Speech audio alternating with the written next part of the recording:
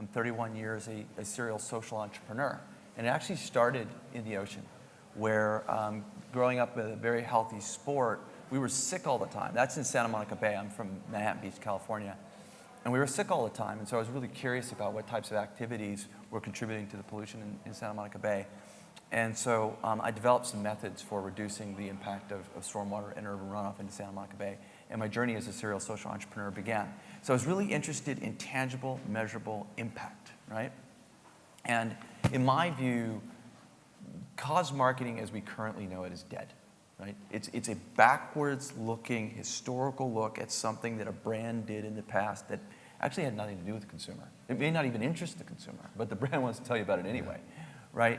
And I think to some extent it's a one-way monologue between the brand and the consumer. I think the future is forward-facing, where the brand shares with you something they find important, and that when the consumer agrees, something new happens in the world, something that would not have happened had the brand and the consumer not agreed. I'll give you an example. Dell is a client of ours. Dell came out with their new XPS, their 13-inch laptop, right? And 25% of the packaging of the XPS is made from ocean plastics. I think it's great. I think it's brilliant. But what if every time you told the consumer that your product was made from ocean plastics, what if we funded a nonprofit that was actually doing it, actually removing and repurposing ocean plastics? Talk about it and do it in real time. And so in this case, we developed a campaign where we developed the display units, the Facebook posts, the landing pages, custom video, and the ad said, "This ad cleans oceans. You click, we'll give."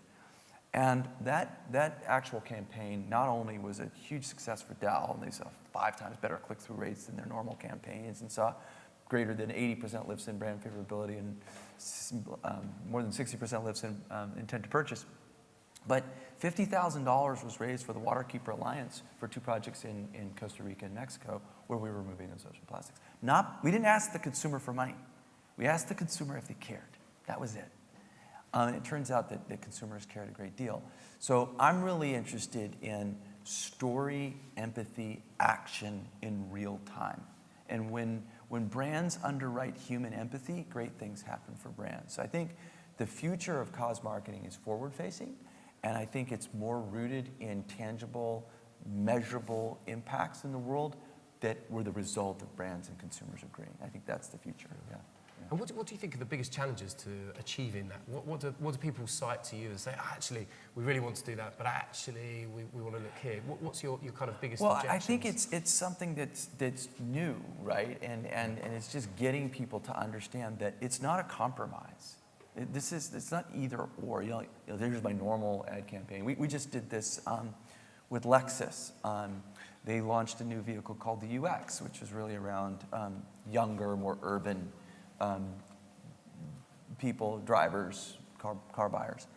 And they had a UX campaign that didn't include Give With and a UX campaign that did. And the campaign that involved Give With was far more successful. So it's like integrating social impact into your campaigns is not a compromise. You're not losing anything. You're gaining something. You're not only gaining more engagement with the consumer, but actually having a conversation with the consumer around something that matters. So I think it's just new, Jeremy. And I think the more that, I'd say this. I think the future of advertising is more permission-based, right? If you want access to the portal of my mind for the next 30 seconds to sell me your product or service, here are my terms. My terms are do something about climate change, do something about ocean plastics, do something about diverse workforce development, do something that my community needs, and we can talk all day. But if this is about more free comedy, drama, traffic, weather, sports, I gotta go. I've been getting that free for forever. And so I think we have to respect consumers, and we have to really, I think, engage with them around the things they care about. And if you do and you respect them, you'll be rewarded. And are you seeing, we talked about HP doing something that's quite incredible. Are you seeing any specific sectors that are kind of more aimable to it or are more open to it? Or do you see campaigns, I suppose, on another action? Do you see you see companies like, yeah, we're saying we're doing a social impact, and actually what they're doing isn't that at all, isn't that forward thinking, isn't that forward cause marking, and it kind of must frustrate you, surely. Well, yeah, I mean, because I see it, I'm like, well, what has changed in the world?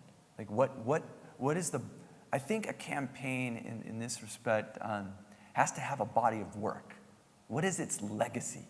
What is this campaign's legacy? What lasting impact will we see? Well, there's a campaign that we've launched and that we're funding, and we've done quite a lot of this, where we're funding solar panels on low-income housing projects, on libraries and schools and parks. These solar panels will be providing renewable energy beyond some of the existence of these companies. These companies may not exist, and these panels will still be producing renewable energy for those communities. So what is the lasting legacy of that campaign?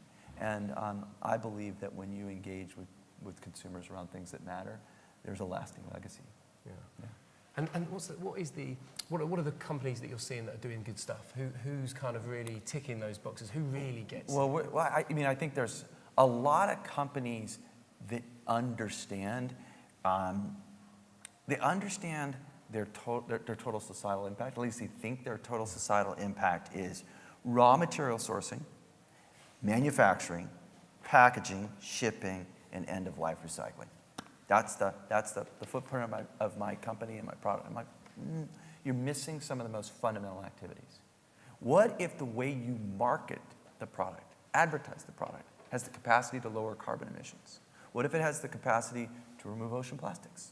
What if it has the capacity, one of the campaigns is around Black Girls Code in the US, where we teach girls of color coding skills so they can fill the tech jobs of the future. Like, what if that was the result? So I think that's the future, where something measurable and tangible happens. And I think there are a lot of companies that are talking about it, but are not putting it in place. And what if marketing became one of the other things that you could do? Marketing, and I could go on forever about just the act of transacting. For 21 years, my career has been based on one thing, just one thing, that social impacts as a differentiator, as a sales incentive, are actually more valuable to sellers and buyers than other sales incentives that go back and forth.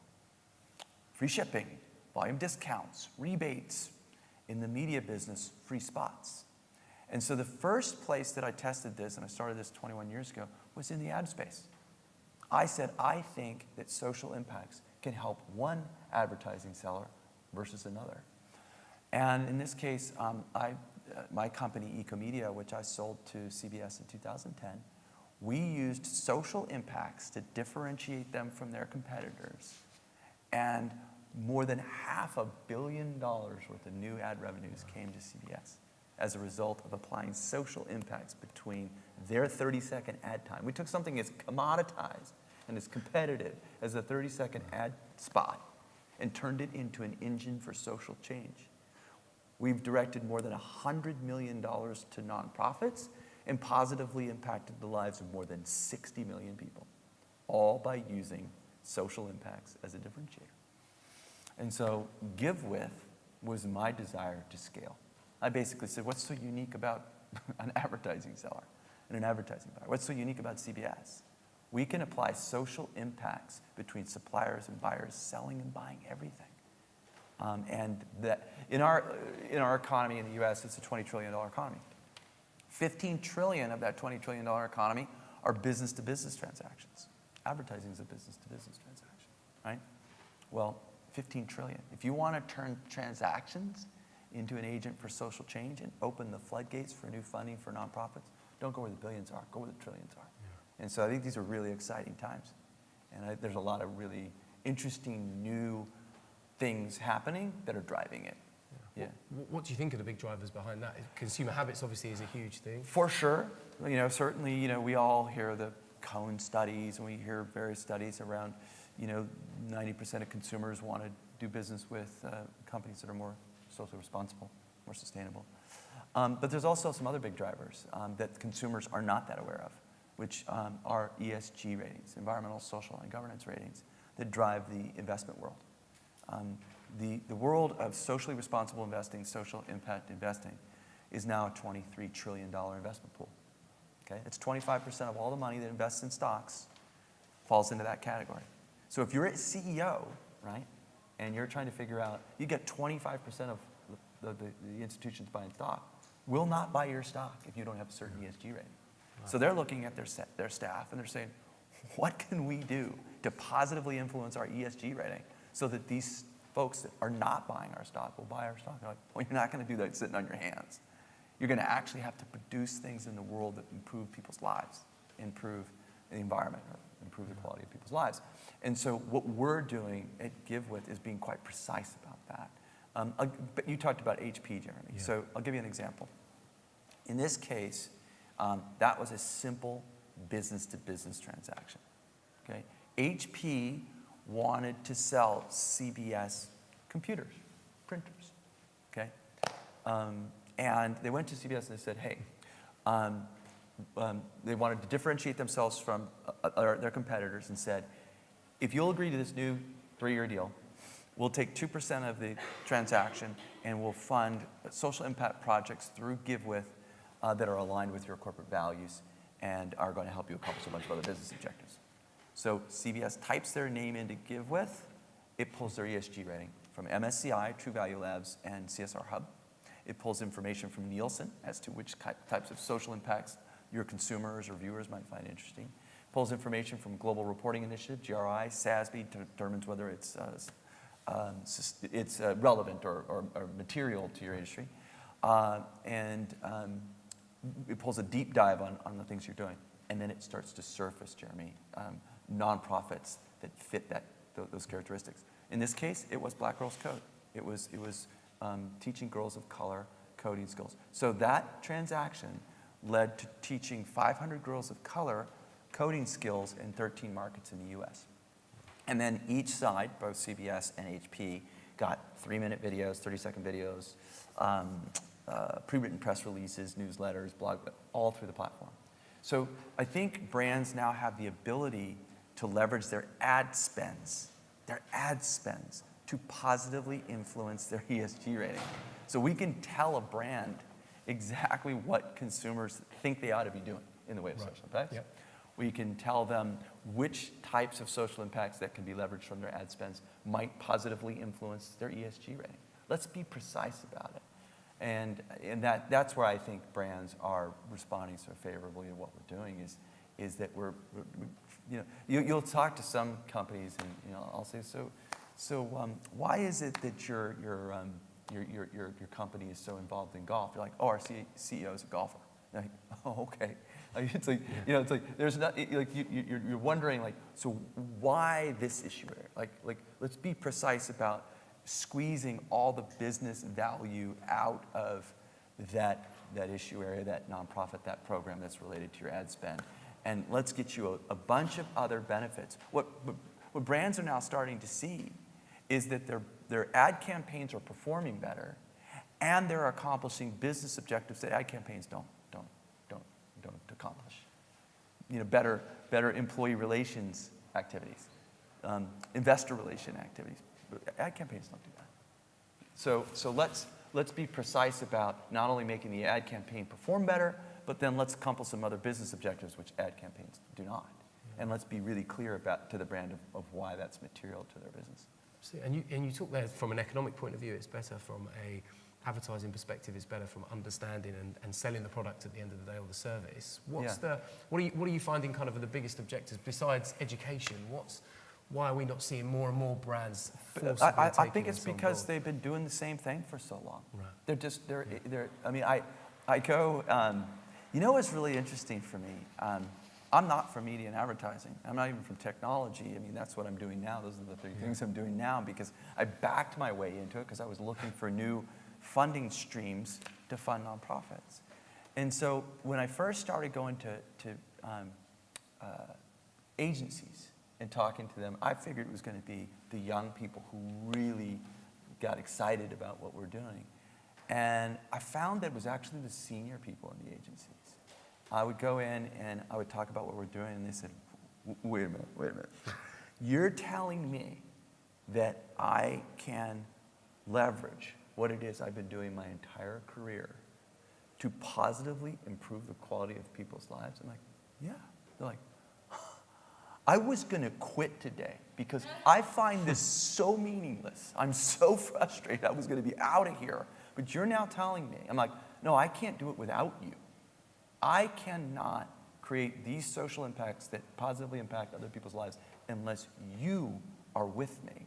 So what I'm finding is that it's really been, at the higher levels of the agency where they go, okay, now I can go to my brand as a scout, right? And I'm finding these new ways for my brand to stand out in a very crowded and noisy marketplace and positively improve the quality of people's lives, makes the ad campaigns work better, and accomplish a bunch of other business objectives. We're squeezing more. The agency would then be squeezing more, or the brand would be squeezing more out of a dollar, and we'll tell them exactly what they're squeezing, right? We'll be precise about that.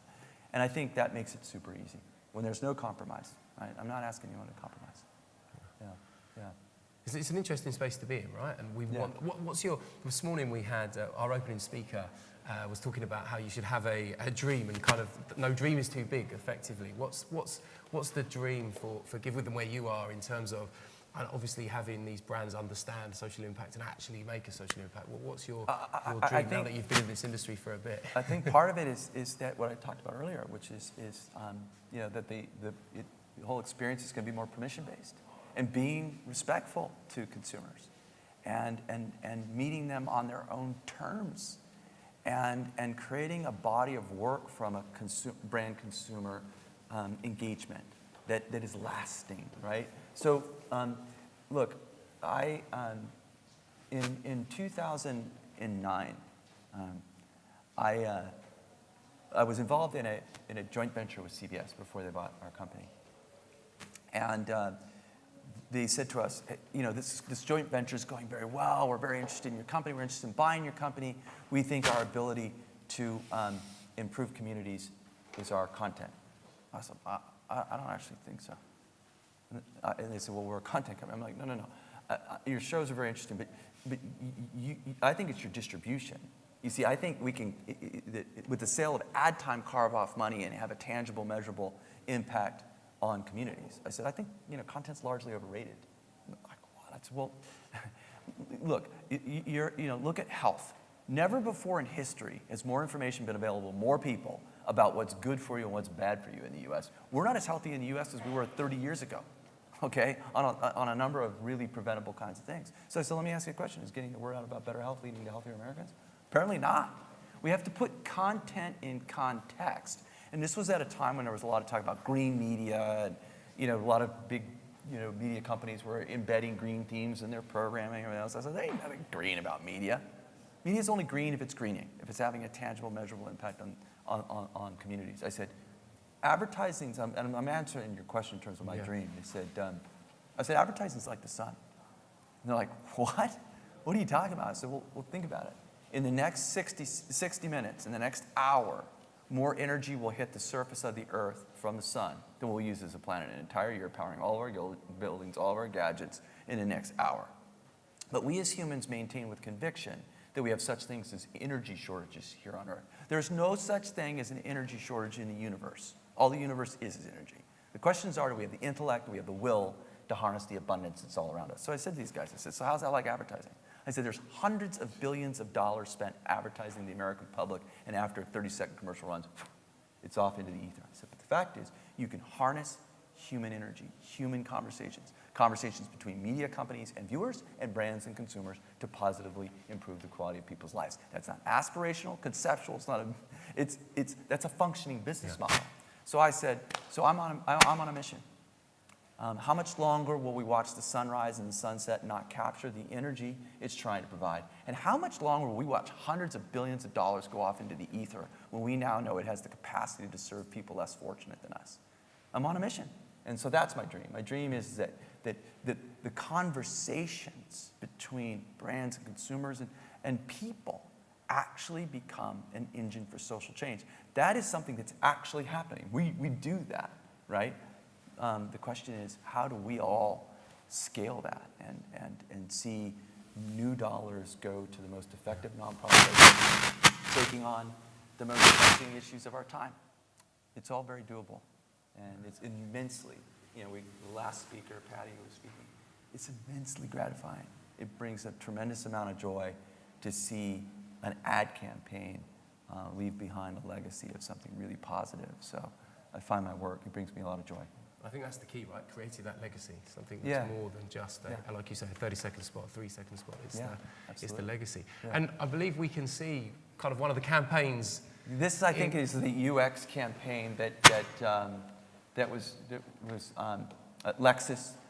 We prepared for Lexus, and this outperformed the non-Give With UX campaign by an enormous margin. So yeah, this is the video. I have a lot of messages that I want to convey. Words are the easiest way. I'd spent a lot of my formative years finessing a style where I took letter forms and kind of treated them as shapes rather than words. If you blow that up 100 times, it creates a completely different dialogue. Bigger is better. The energy of Los Angeles seems to be the new frontier. There's more exploration going on. The world is easier to access. People are discovering new things, which means that there's little pockets that are always changing. The inspiration comes from people's influences. There's people from all over the place. Everyone here seems to be willing to work very hard, trying to find a voice. It also reminds us that there are creative people out there who are willing to put time and effort into making something. It doesn't have to be grandiose in any way, but it means that someone's actually caring about the place. Public art's important to make people feel like their area is being looked after and cared for.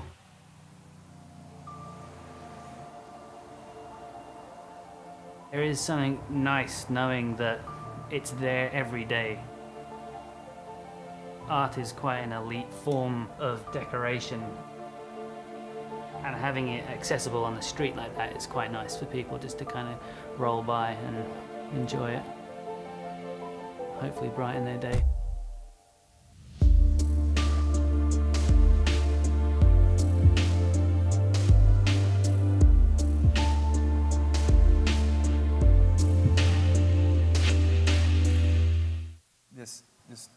These city murals, it's urban art, was in the reason why the campaign was so much more successful was not an accident. We actually typed their demographic into Give With, and it tells us the issue areas that demographic cares about. So it wasn't like I wonder what issue.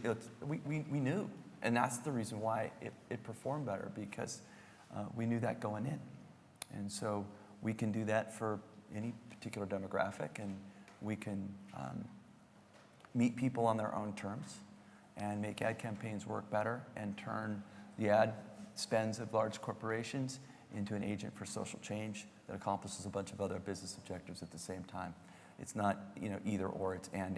So yeah. Okay, no, it's brilliant stuff, really good stuff. And I think in terms of what we've discussed over the last day so far, really has an interesting angle. Does anyone have any questions for Paul from the audience?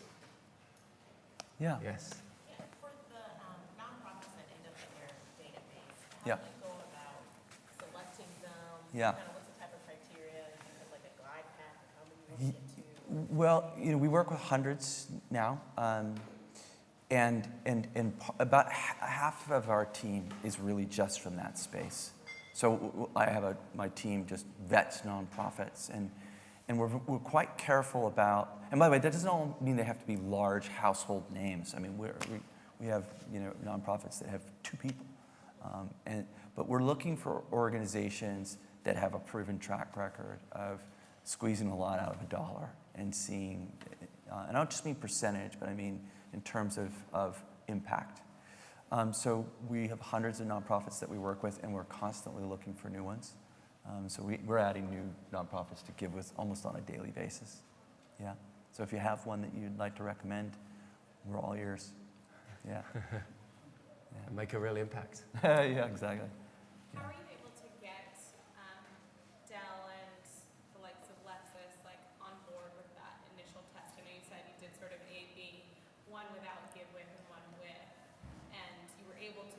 obviously, through the comparison, that working with GiveWith was the added benefit, but what was it that got them on board with the test in the first place? I think that, well, the A/B actually was the actual campaign itself rather than the test. It was the campaign. But prior to that, what got them on board was the experience that our platform provided. We said, who are you after? Tell us who you think is going to buy this car. And they told us that we thought it was going to be young, urban professionals. You know, they were trying to attract new buyers to Lexus. And literally, we type it in, we showed them all the incredible nonprofits that would resonate with that group. And they said, let's give it a go. Let's give it a go. And now, obviously, our relationship with Lexus is growing. Have they expressed an interest in giving back already? Like, was that something they were already proactively seeking? Yeah, absolutely. And I don't know that you'll find a major brand that's not doing something pretty cool, right? But they're doing it somewhere else, right? And what I think is that what if you could take those things that you're already doing? How would you like to do more of what you're already doing with money you're already spending? Like, say that again. I'm like, well, I'm not asking you to advertise. You already advertise. And I'm not asking you to give money to the Boys and Girls Club because you already do that too. How would you like to give more money to the Boys and Girls Club through advertising money you're already spending and have those ad campaigns actually perform better? So Boys and Girls Club gets more money, ad campaign works better, and you're already doing this. So how would you like to get more, do more with the money you're already spending? So I think they get that. Yeah. Okay. Thank you very much. Thank you. Very much. Give Thanks Paul for a round having of me. applause. Appreciate it. Thank you. And if you need to know more, although Paul has just arrived on a flight from Toronto, he is around for a bit. Yeah. And GiveWith does have an activation out there, so you can talk more about what they're doing out there. Thanks for having me. Thank you very much, Really Paul.